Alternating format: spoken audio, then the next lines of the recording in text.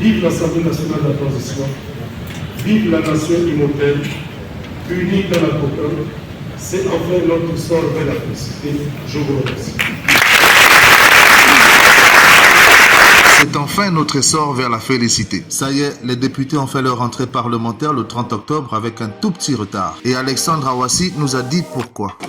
Il fallait épuiser tous les contentieux nécessaires qui demandaient l'annulation de la désignation des parlementaires que nous sommes pour X motifs que ce soit. Un certain nombre de parlementaires de personnalités ont été nommés, on peut s'en réjouir, mais tout cela n'est pas sans exigence. En effet, les exigences sont grandes et le copil citoyen ne les prend pas à la légère. Donc on arrive déjà armé, on attend simplement qu'on commence nos travaux. Même chose pour celle qui a régné sur la commune de Vendo pendant 12 années.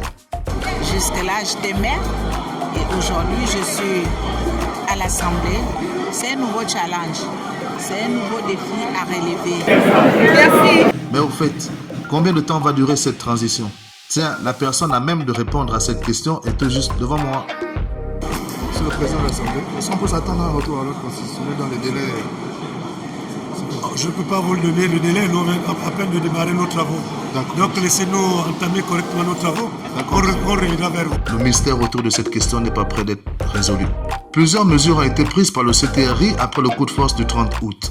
Ils sont désormais 98 députés qui vont travailler pour que toutes ces propositions soient traduites en actes législatifs. Notre souhait, et nous insistons dessus, c'est que les textes contribuent davantage à renforcer l'indépendance des institutions et non pas les tailler sur mesure pour servir des intérêts individuels. Et Marcel Dibama est pratiquement en phase avec nous. Parce que nous n'avons qu'une seule ambition, faire en sorte que les Gabonais retrouvent leur fierté, que les Gabonais se reconnaissent dans leurs institutions et que ce soit des institutions au service du peuple que des institutions au service des individus.